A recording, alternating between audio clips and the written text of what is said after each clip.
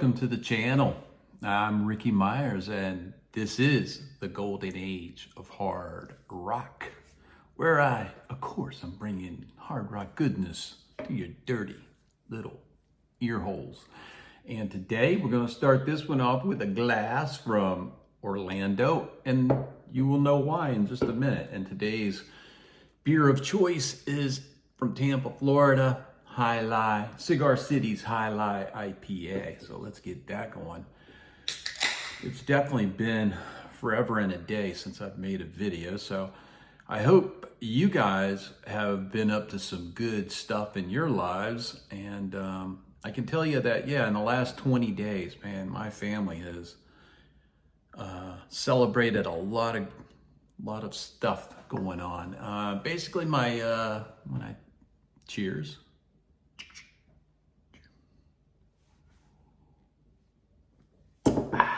So part of my reason that I've been away from YouTube, my oldest daughter graduated with her master's degree from the Brand Center program at VCU in Richmond. And VCU, for those that don't know, that's Virginia Commonwealth University.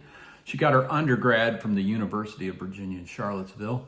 So we had to, go down for her graduation festivities. Then we had to move her out of Virginia back here to the palatial golden age of hard rock base. And that was short-lived because she already had a job offer from a advertising firm in New York City. So we had to acquire her a lease for a place in New York City, and then within 2 weeks, get her moved all in New York City. At the same time, all this is going on in my older daughter's life. My younger daughter graduated from high school. So and her graduation was held at the old Patriot Center at George Mason University in Fairfax, Virginia. And we had to, go to all of her events, and we're proud of both of them. She'll be attending Virginia Tech in the fall. We're proud of that, and I'll get the opportunity once again to move a child away to college. And then we'll be empty nesters here. Mr. and Mrs. Golden Age of Hard Rock will have no children in this house for the first time ever. Anyway, that's I've been taking up my time with in the last 20 days.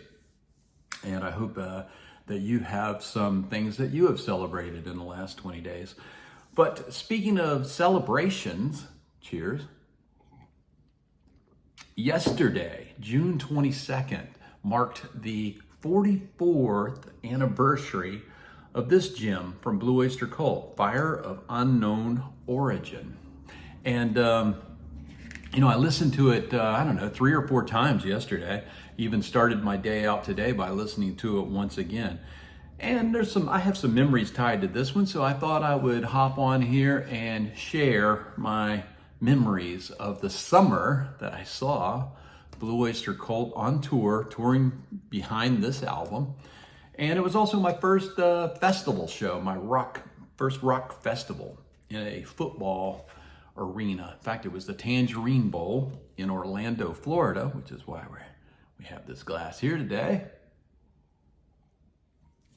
So my first festival show was at the Tangerine Bowl in Orlando, Florida. Blue Oyster Cult was one of 5 bands that played that day. They were in the number 3 slot in the lineup, which meant that they came on while the sun was still out, and by the time they finished their set, it was dark. Looking back, so first time I had ever seen Blue Oyster Cult, and I was impressed. Like other folks, I had the live albums, Some Enchanted Night and the first live album. So what I saw that day was definitely a mirror of those live albums. A lot of the on-stage banter, the set list included every song they played, I knew. So overall, that day, I was like, that's a great set from a band I wanted to see. I was pleased with it.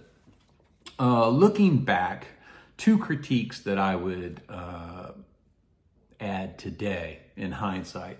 One was the song Godzilla always features the drum solo.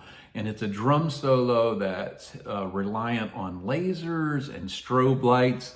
And the problem with the delivery of Godzilla on this particular day was that the sun was still up. So we didn't get the true experience of seeing Godzilla with the drum solo and the strobes and the lighting and everything performed how it would look inside, say, an arena. So I just wish that the band would have jumbled up the set list and played Godzilla after the sun went down. It would have made such a bigger impact on the audience. The other thing I would say is that day I was fine with this show. It was exactly what I expected from from listening to live albums from Blue Oyster Cult. But they only played 2 songs from this album, Burning for You and Joan Crawford. They did not play Veteran of the Psychic Wars. They did play cover songs. We Got to Get Out of This Place by the Animals, Break On Through to the Other Side by the Doors, and Born to Be Wild by Steppenwolf. Personally, yes, fans love those songs. Even if they're not a Blue Oyster Cult fan, they know those songs and they get great reception. So the band has this constant feedback that when they play these songs, they really get the crowd going.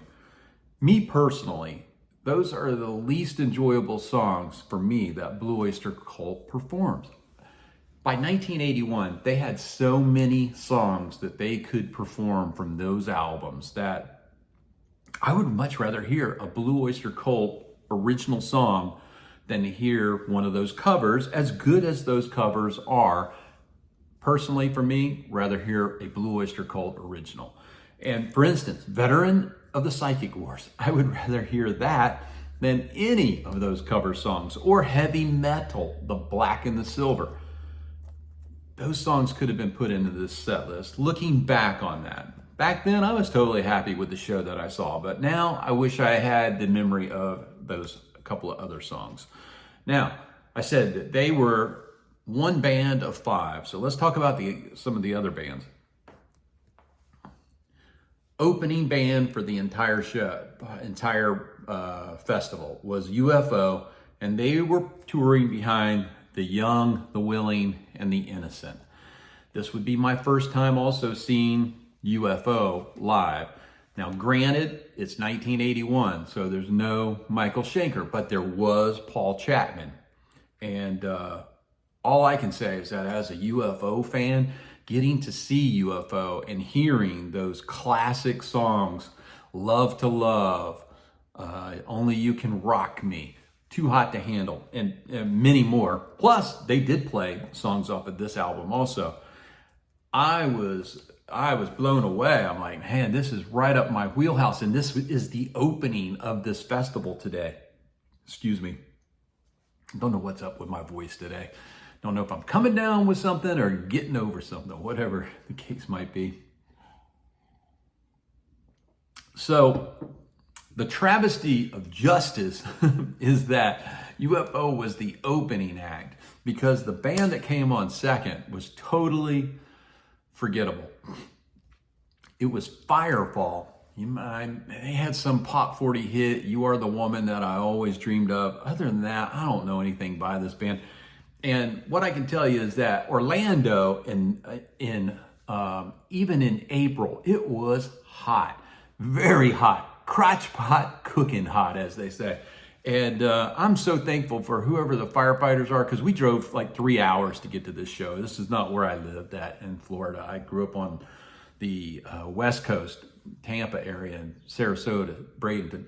We drove 3 hours to get there, and whoever these firefighters are in Orlando, man, they were working those hoses and just spraying down the front of the stage area. And we were very thankful. That's probably about 30 people from the front. And this is, I think, about 40,000 people attended this show. So, man, just getting some of that water on you from those fire hoses was like, oh, such a relief. Anyway, when conditions are that bad, or that challenging, I got no time for no You Are the Woman That I Always Dreamed Of. We want some rock and roll. And we just had some with UFO. Then we hit this lull. And then, of course, we'll get some more with BOC and the rest of the show. But what I remember about this, and I can't flesh out the memories in my mind from what happened and maybe what I wished happened or whatever, but either this band, someone else will have to comment that was there. Did they do a full set, or were they booed to the point where they left after about 4 or 5 songs? They just abruptly left the stage, or at least that's how I remember it in my mind.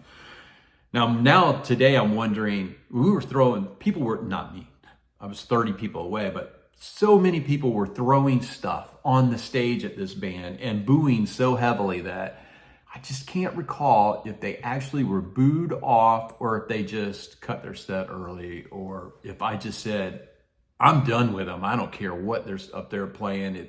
To me, it just does not fit the day. But anyway, one way or the other, I booed them off in my mind, whether they left the stage or not. So then after they get all that crap cleaned up, these guys come out, do a great set. After Blue Oyster Cult, the next band up was Cheap Trick, touring on the All Shook Up album. And this was a great show. This would be the second time that I saw Cheap Trick on this particular tour. The first time was in an indoor arena at night. You got the full stage and everything. Here, it was nighttime when these guys came on, and they rocked, man. The set list, you'll just have to imagine what the set list was, because they played a lot of songs off of this album. They played songs off of Dream Police, Heaven Tonight, and the first 2 albums, and some off of, I don't know if every song off At Budokan ever made it onto an album. But anyway, every song, they were on fire. The crowd was on fire for them. They do their set, and here's the next travesty of justice, right? That should have been the end of the show. This is your headliner right here. All of the energy, all of what the fans wanted was right here. But there's a headliner. The headliner is Heart. And I don't want to tick off anybody that's a fan of Heart. If you're a fan of Heart, by all means, keep on being a fan of Heart. I've seen them twice. And each time they were an afterthought. I wasn't there to see them. I was there to see other bands that were on the docket, so to speak. And each time that I saw Heart, neither time it was underwhelming. Both times. This particular time, I already told you how hot this place is. Now it has cooled down a little bit by 10 o'clock at night, I think, when the headliner comes out. But take a break. It's still hot. It's been a long day. We've been sandwiched into people, you're like, oh, this tight down there. And they come on and they start out, I would say they start out okay. I think Even It Up was the first song. I kind of lost it after that. But within 3 songs, man, they're bringing out stools and acoustic guitars for everybody. And they play not 1, not 2, not 3. They play, I believe, 5 acoustic songs, like Dog and Butterfly. I'm like, just not my scene, man. The level was up here, and now the level is down here. The energy of this place has been sucked out of here. Me and my friends, we saw what we came to see, and we decided to bail on the Heart show. I will say probably the most rocking song that Heart has is Barracuda, and we did hear that in the parking lot as we were getting ready to leave. And again, if you love Heart, by all means, keep on loving them. Just not my cup of tea. They just don't seem to have any energy when they perform. Saw them once again years later with Joan Jett and Cheap Trick. Same thing. I believe they were the headliner. Joan Jett was the opener. Cheap Trick. Those guys blew them away. And now this most recent thing, like Ann is now sitting down and singing. I wasn't really a fan to begin with. I'm certainly not going to be going to catch any of those shows. Anyway, I'm reflecting back. Those were my memories from my first rock festival called Rock Super Bowl 10 in Orlando at the Tangerine Bowl with Heart, Cheap Trick, Blue Oyster Cult, UFO, and another band. I'm not even going to mention their name anymore. So if I had to rate them from that day, definitely Cheap Trick had the best set, On Fire. Second, I'm giving it to UFO. And third, I'm giving it to BOC. Fourth, I'll say it, it's Heart. Fifth, I'm not even giving a fifth. That band should have never been on the docket. That was a travesty of justice for that promoter to put that band on the docket. But I have a feeling that they were opening shows for Heart, and that's how they got on there, because also BOC and UFO were touring together, so that's how the two of them wound up on the same thing. Cheap Trick was touring on their own. Anyway, guys, those are my memories. Tell me about your first rock festival down in the comments. Who played on the thing? Where was it at? And what albums were they supporting when they toured? Until next time, keep rocking.